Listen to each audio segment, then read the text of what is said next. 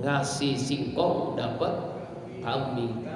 Lalu dia datang nyari duren di Cijambe Rumpin. Ya, kalau ngasih duren, ngasih dapat apa saya kan? Allahu Akbar. Ya, cari duren yang paling bagus 100.005. Nah, kira-kira begitu ya. Allahu Akbar. Assalamualaikum Pak Kiai. Ada apa nih? Tabarukan, ingin doanya supaya usaha sukses, berkah rezeki, utang lunas. Ini basa-basi lah ya. Nah, ini saya baru dari Cijambe ini, mudah-mudahan berkah buat Pak Kiai ini. Nih sedikit nih duren ya, duren. Nah, dibilangin begini nanti pada datang ke rumah ngasih duren ya. Karena pikirannya nggak dapat singkong, si Udin ngasih singkong dapat kambing. Kalau ngasih duren kira-kira dapat apa nih? Sapi. Ya. Assalamualaikum. Ya apa namanya Bu? Ini si Ali nih jauh-jauh ngasih duren. Ngasih duren. Di rumah ada apa? Ya tadi ini ada singkong nih dari si Udin.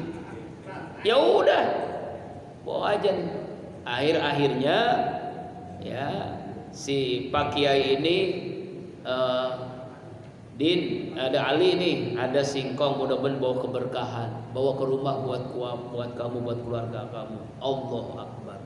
Dari cerita singkat ini, orang yang hatinya bersih karena Allah ikhlas, Allah berikan yang lebih dari dia.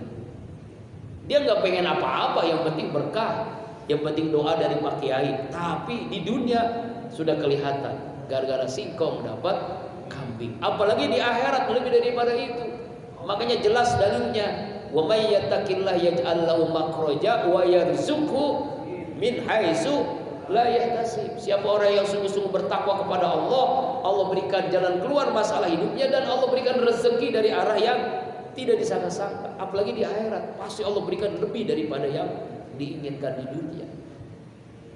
Makanya kalau orang yang sudah karena makhluk, karena manusia, siaplah kecewa.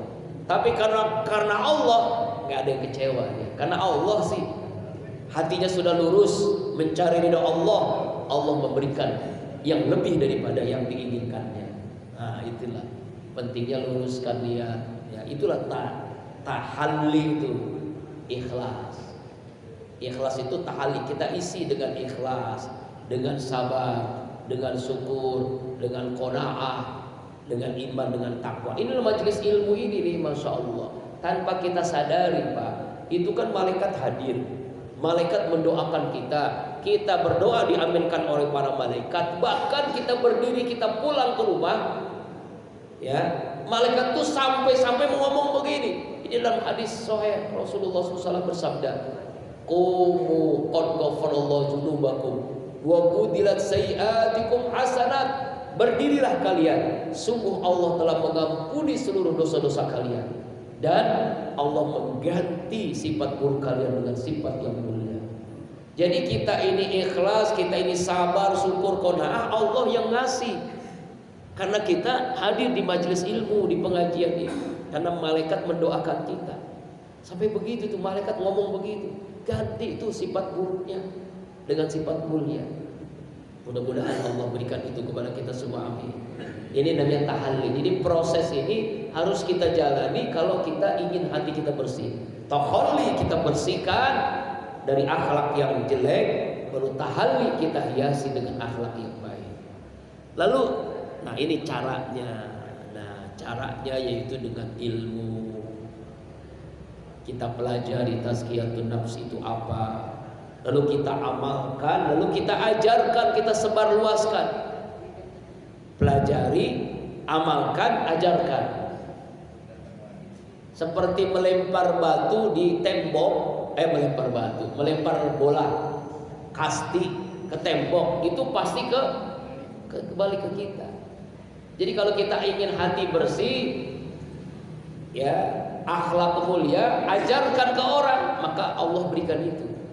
Tapi sebelumnya kita amalkan, pelajari, amalkan, ajarkan. Ya. Yang kedua, iman, takwa, amal soleh. sarana tazkiyatul qalb. Ya, iman. Kita kuatkan iman kita, perhebat istighfar, perkuat tahajud, perbanyak ibadah, amal soleh, maka akan lahir sifat yang mulia.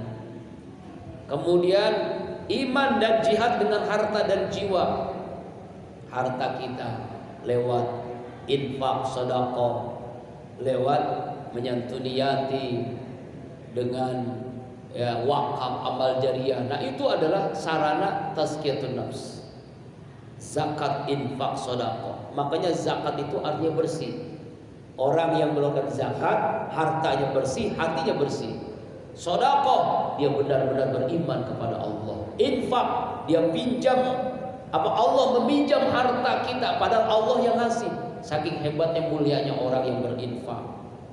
Taubat, istighfar, doa, cara agar tazkiyatun nafs. Nah, apa jalannya menuju tazkiyatun nafs? Sholat. Ya, jangan tinggalkan sholat. Ya, dirikan sholat. Zakat, puasa, haji, tilawatul Quran, zikir, tafakkur. Ini diantaranya ya. Wallahu a'lam bishawab, karena waktu suruh sudah sampai. Mudah-mudahan Allah karuniakan kita memiliki hati yang bersih. Amin.